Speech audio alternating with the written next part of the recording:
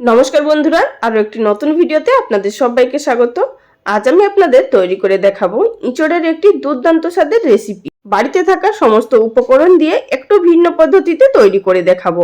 স্বাদ হবে কিন্তু অপূর্ব।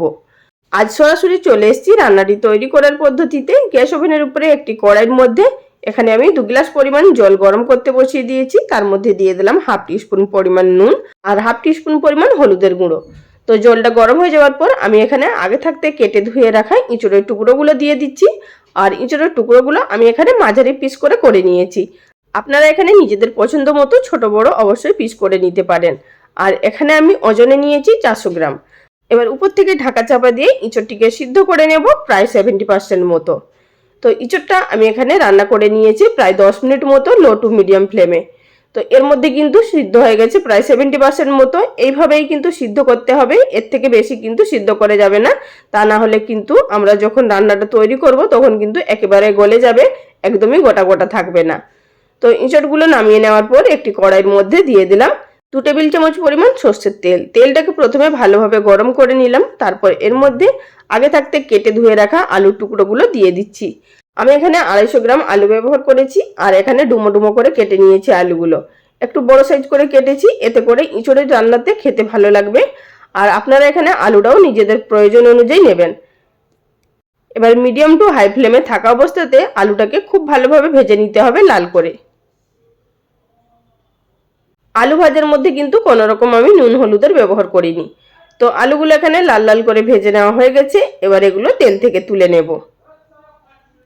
আলুগুলো তুলে নেওয়ার পর সেই একই তেলের মধ্যে ভেজে নেব আগে থাকতে সিদ্ধ করে রাখা ইঁচড়ের টুকরোগুলো। ইঁচড়ের টুকরোগুলোকেও আমরা মিডিয়াম টু হাই ফ্লেমে ভেজে নেব। যদি লো ফ্লেমে ভাজতে যাই তাহলে কিন্তু ঘেঁটে যাবে, যেহেতু ইঁচড়গুলো আগে থাকতে সিদ্ধ করা আছে। আর বন্ধুরা, এছাড়াও আপনারা যদি ইঁচড়ের বিভিন্ন ধরনের রেসিপি বা ইঁচড়ের কাটলেট বা ইঁচড়ের কোপ্তা দেখতে চান, আমার চ্যানেলে আগের বছরে অনেক ইঁচড়ের ভিডিওর রেসিপি আপলোড করা আছে। আপনারা চাইলে দেখে নিতে পারেন সেই সমস্ত রেসিপিগুলো। আশা করছি আপনাদের ভালো লাগতে পারে। তো এখানে ইঁচড়গুলোও ভাজা হয়ে গেছে। এবার এগুলোকে তেল থেকে তুলে নেব। এর থেকে কিন্তু আর লাল করে ভাজবো না, তা না হলে কিন্তু ইঁচড়ের উপরের সারফেসটা শক্ত হয়ে যাবে।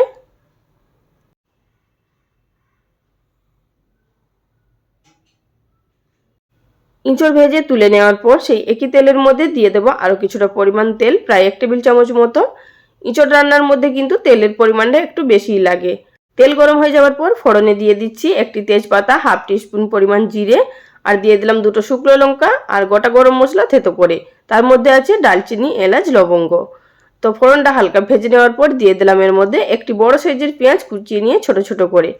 তো পেঁয়াজটাকেও আমাদের কিন্তু লো টু মিডিয়াম ফ্লেমে ভেজে নিতে হবে। পেঁয়াজ হালকা ভেজে নেওয়ার পর এর মধ্যে দিয়ে দিচ্ছি হাফ টিস্পুন পরিমাণ চিনি।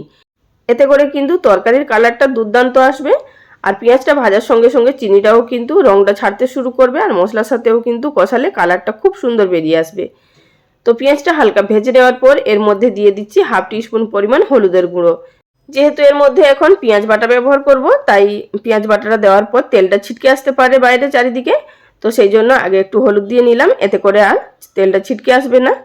এবার দিয়ে দিলাম একটি বড় সাইজের পেঁয়াজ, সেটিকে বেটে নিয়ে।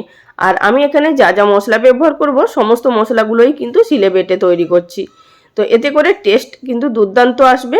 তো পেঁয়াজটা মিনিট খানিক ভেজে নেওয়ার পর এর মধ্যে দিয়ে দিলাম একটি বড় চামচের 1 টেবিল চামচ পরিমাণ আদা রসুন বাটা। এর মধ্যে আছে 15 থেকে 16 কোয়া রসুন আর আছে 1 ইঞ্চি পরিমাণ আদা, একসাথে বেটে নিয়েছি। আর ইঁচড় রান্নার মধ্যে একটু তেল এবং মশলার পরিমাণটা বেশিই লাগে, এতে করে কিন্তু একদম পুরো খাসি মাংসের মতন স্বাদটা আসবে। এবার দিচ্ছি এর মধ্যে 4টে শুকনো লঙ্কা বেটে নিয়েছি, সেটি এর মধ্যে ব্যবহার করলাম। আর এই রান্নার মধ্যে আলাদা করে কোনো রকম গুঁড়ো লঙ্কার ব্যবহার করব না। আর দিলাম 1 টেবিল চামচ পরিমাণ জিরে বাটা। দিলাম মশলার বাটি ধুয়ে কিছুটা পরিমাণ জল। আবারও এটিকে লো ফ্লেমে ভালোভাবে কষিয়ে নেব যতক্ষণ না মশলা থেকে তেল ছেড়ে দিচ্ছে। লো ফ্লেমে মশলাটা কষাতে কষাতে মশলার কালারও কিন্তু খুব সুন্দর চলে এসছে এবং মশলা থেকে তেল ছেড়ে দিয়েছে। এই পর্যায়ে দিয়ে দিলাম একটি বড় সাইজের টমেটো কুচি। তো টমেটোটা দিয়ে দেওয়ার পর আবারও এটিকে নাড়াচাড়া করে মিশিয়ে নেব। টমেটো ভাজতে ভাজতে দিয়ে দিলাম স্বাদ মতো নুন। নুনটা অবশ্যই বুঝে দেবেন, ইঁচড় ভাজার সময় কিন্তু নুন ব্যবহার হয়েছিল। আর বন্ধুরা অবশ্যই মনে রাখবেন, আমি যেভাবে দফায় দফায় মশলাগুলো দিয়ে দিয়ে কষিয়ে রান্না করছি এবং লো ফ্লেমে রান্নাটা করছি, সেইভাবেই আপনারাও করবেন। একদম অপূর্ব খেতে লাগবে, সম্পূর্ণ ভিন্ন ধরনের লাগবে। আর মশলা কিন্তু একই, প্রত্যেকের বাড়িতেই থাকে। এখানে কিন্তু আর আলাদা করে কোনো রকম বাড়তি মশলার ব্যবহার করা যাবে না।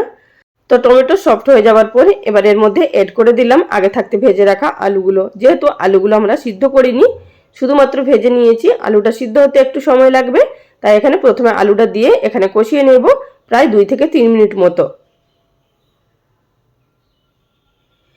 মিনিট 2-3 ধরে লো ফ্লেমে কষিয়ে নেওয়ার পর এবার এর মধ্যে দিয়ে দেব সামান্য পরিমাণ জল। জলটা দিয়ে নাড়াচাড়া করে মিশিয়ে নেব। মিশিয়ে নেওয়ার পর এবার উপর থেকে ঢাকা চাপা দিয়ে রান্না করে নেব যতক্ষণ না আলুটা সিদ্ধ হয়ে যাচ্ছে। তো আমি এখানে 6 থেকে 7 মিনিট মতো ঢাকা দিয়ে রান্নাটা করে নিয়েছি। আলুটা কিন্তু খুব সুন্দরভাবে কষানো হয়ে গেছে এবং আলুটা সেদ্ধও হয়ে গেছে খুব ভালোভাবে। এই পর্যায়ে দিয়ে দিতে হবে আগে থাকতে সিদ্ধ করে ভেজে রাখা ইঁচড়ের টুকরোগুলো।